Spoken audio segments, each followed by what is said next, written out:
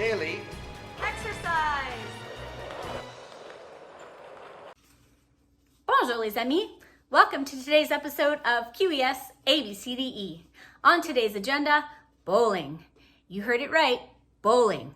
And because the bowling alleys are closed right now, we're going to play our own at-home version of bowling with things you can find around your house, such as toilet paper tubes, some tape to mark your start line, and some sort of ball. Any ball will do. I found a tennis ball at my house. You might find a golf ball, you might find a ping pong ball, or a bigger ball, soccer ball, playground ball. Anything will work, really. You can adapt your game for anything. So I'm going to set up my bowling pins. I have 10 bowling pins. You could use 2 or 3, however many you can find. And then I come back to my start line, and I'm going to roll my bowling ball, see how many pins I can hit down on the first roll. Are you ready? Here we go. I got 1. So let's see what I can get on the second roll. Here we go. Are you ready?